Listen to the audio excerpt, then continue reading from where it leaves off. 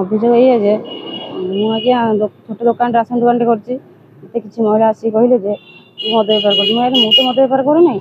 କହିଲେ ହଉ ଚାଲ ଦୋକାନ ଛାଡ଼। ମୋ ଦୋକାନରେ ଦେଖା ଦେଇ ଗଲେ, ମୋତେ ଦେଖିଲା ପରେ ମୋତେ ସେଇଠୁ ଟଣାଟଣା କରି ଦୋକାନ ଭିତରୁ ବାହାରକୁ ନେଇ ଆସିଲେ। ନେଇ ଆସିଲା ପରେ ମୋ ମାଆ କହିଲେ ଯେ କ'ଣ ପାଇଁ ତମେ ମଦ ବେପାର କରୁଛ। ମୋ ମାଆକୁ ବି କୋଦାଳ ବେଣ୍ଟର ଦି ଚାପୁଡ଼ା ପକେଇଲେ। ମୋ ମାଆ ସେଇଠୁ ପଡ଼ିଗଲା। ପଡ଼ିଗଲା ପରେ ବାପା କହିଲା କ'ଣ ହେଇଛି, ବାପାକୁ ଦି ଚାପୁଡ଼ା ପକେଇଲେ। ପକେଇକି ମୋତେ ଦୋକାନ ବାହାରକୁ ଘୋଷାରି ନେଇ ଆସି ବଜାରକୁ ନେଇଗଲେ। ସେଠି କଙ୍ଗାର କୋଟ କରିକି ମୋତେ ବଟିଆ ଦାଏ କଲେ। ସେଠି ଚପଲ ମାଳ ଦେଲେ, ଚୂନ କଳା ବୋଳିଲେ, ଆଉ ଛୁଞ୍ଚି ଇଏ ପୋଡ଼ିଲେ ବୋଲି କହିଲେ। ମୋତେ ମାନେ ଇଏ ବେସାରା ଗାଳି ଗୁଲଜ ଦମେଇ ଦେବୁ ଆଜ୍ଞା। କହିଲା ଯେ ତୁ ବେପାର କରିବୁ। ନା ମୁଁ ଆଜ୍ଞା ତ ବେପାର କରୁନି। ସେଠୁ ମୋତେ 1,10,000 ମାନେ ଫାଇନ୍ ପକେଇଲେ। ଫାଇନ୍ ପରେ ବଟି ଦେବୁ। କ'ଣ ପାଇଁ ଆଜ୍ଞା, ମୁଁ ତ ବେପାର କରୁନି, ବଟି କ'ଣ ପାଇଁ ଦେବି? ହଁ ତୁ ବଟି ଅଳ୍ପ ଦେବୁ। ଅଶୋକ କୁମାର ମଲ୍ଲିକ, ରାଜ୍ୟ ସଭାପତି, ରାଷ୍ଟ୍ରୀୟ ଦଳିତ ମହାସଭା। ଆମେ ଡେଲିଗେସନରେ ଆସିଥିଲୁ ଡିଜି ଭେଟିବା ପାଇଁ।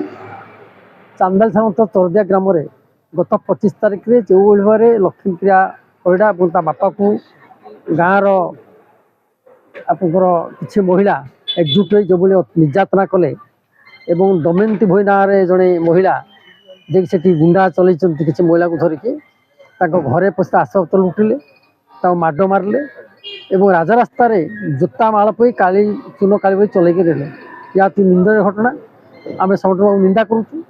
କିନ୍ତୁ ଯେତେବେଳେ ତା ବାପା ଅତ୍ୟାଚାର, ତା ବାପା 26 ତାରିଖ ବିଷ ପିଇ ଆତ୍ମହତ୍ୟା କଲେ ଏବଂ ଏ ପର୍ଯ୍ୟନ୍ତ କେସ୍ ରେଜିଷ୍ଟର ହେଇଥିଲେ ମଧ୍ୟ ଚାନ୍ଦବାଲି ପୁଲିସ ଏବଂ ମାଂସଳା ପୁଲିସ କୌଣସି କାର୍ଯ୍ୟାନୁଷ୍ଠାନ ଗ୍ରହଣ କରିନାହାନ୍ତି, ତାଙ୍କୁ ସୁରକ୍ଷା ବି ଦେଇନାହାନ୍ତି କିମ୍ବା ଆସାମୀ କି ଦମୟନ୍ତୀ ଭୋଇକି ଗିରଫ କରିନାହାନ୍ତି। ଯାହାଫଳରେ ଦମୟନ୍ତୀ ଭୋଇ ରାଜରାସ୍ତା ବୋଲି ଏମାନଙ୍କୁ ଧମକ ଦେଉଛି କେସ୍ ଉଠେଇବା ପାଇଁ। ତ ସେହି ପରିପ୍ରେକ୍ଷୀରେ ଆମେ ସେଇ ଦାବି ନେଇ ଆଜି ଡିଜି ଭେଟିଲୁ ଏବଂ ଡିଜିକି ଆମେ କହିଲୁ ଯେ ତୁରନ୍ତ କାର୍ଯ୍ୟ 3 ଦିନ ଭିତରେ ଯଦି ଦମୟନ୍ତୀ ଭୋଇ ଏବଂ ଅନ୍ୟ ଯେଉଁମାନେ ଆସାମୀ ତାକୁ ଗିରଫ କରାଯାଏ ତ ରାଷ୍ଟ୍ରୀୟ ଦଳିତ ମହାସଭା ଇଏ ଦଳିତ ମହିଳାକୁ ନ୍ୟାୟ ଦେବା ପାଇଁ ରାଜରାସ୍ତା ଓହ୍ଲାଇବ। ସେଦିନ ବାପା ନିର୍ଯାତନା ନସାର କାରଣ ହେଉଛି ବାପାଙ୍କୁ ସେଠି ମୋତେ 1,10,000 ଜୋରିମାନା କଲେ। ଜୋରିମାନା ପରେ ବାପା କହିଲେ ମୁଁ କେଉଁଠି ପଇସା ଆଣିବି, ଏତେ ପଇସା କହିଲା ଯଦି ନ ଦେବ ତ ଝିଅକୁ ଏଠି ବାନ୍ଧିକି ରଖିବି। ଏ କଥା କହିଲେ ବାପା ସେଠୁ କହିଲା ପଇସା ମୁଁ କେଉଁଠି ଆଣିବି। ହଁ ସେ କହିଛି ଯେ ଦୁନିଆ ଭାଷା ଅଶ୍ଳୀଳ ଭାଷାରେ ବାପା ଗାଳି ଗୁଲଜ କଲେ, ମାଡ଼ ବି ମାଇଲେ।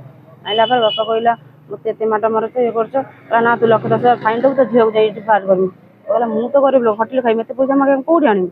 ଯଦି ନ ଦେଇପାରିବୁ ତାହେଲେ ଏଇଠି ତୁ ବାପ ଝିଅ ଏଠି ରହିବ। କହିବା ପ୍ରକାର ଜୋତା ମାଳ ଦେମି, ଚୂନ କଳା ବୋଳି, ଜୋତା ମାଳ ଅଲରେଡ଼ି ବି ଗଳେଇଲେ, ଚୂନ କଳା ବୋଳିବି, ଆଉ ଛୁଞ୍ଚି ବି ବୁଡ଼େଇବି, ଯଦି ନ କରିବୁ ଇଏ କରିବୁ ଅଶ୍ଳୀଳ ଭାଷାରେ କହି ଜାତି ଗତ ନେଇ ଗାଳି ଗୁଲଜ ବି କଲେ। କଲା ପରେ ଦମୟନ୍ତୀ ଭୋଇ କହିଲା ପଇସା ଦେଲେ ଏଠୁ ଜାଣି ତ ଝିଅ ମୁକୁଳେ ନହେଲେ ନାଇଁ ମୁକୁଳି ପାରିବନି। ବାପା କହିଲା ମୁଁ କ'ଣ କରିବି, ମୋ ତ ପଇସା ପତ୍ର ନାହିଁ, ମୁଁ କ'ଣ କରିବି। ସେଠୁ କହିଲା ହଉ ସେଠି ସରପଞ୍ଚ ଆସିଲା, ସନ୍ଧ୍ୟା 6ରୁ ରାତି 11ଟା ଯାଏଁ ମୋତେ ଆଜ୍ଞା ସେଠି ଛିଡ଼ା କଲେ। ଛିଡ଼ା କରିକି ଅଶ୍ଳୀଳ ଭାଷାରେ ଗାଳି ଗୁଲଜ ଆଜ୍ଞା କଲେ। ଏକଥା ବାପା ଟିକେ ନ ସହିପାରି ବିଷ ଖାଇ ଆତ୍ମହତ୍ୟା କଲେ। ମୁଁ ଚାହୁଁଛି ଯେ ଦମୟନ୍ତୀ ଭୋଇ ଆରେଷ୍ଟ ହଉ, ବାପାକୁ ନ୍ୟାୟ ମିଳୁ।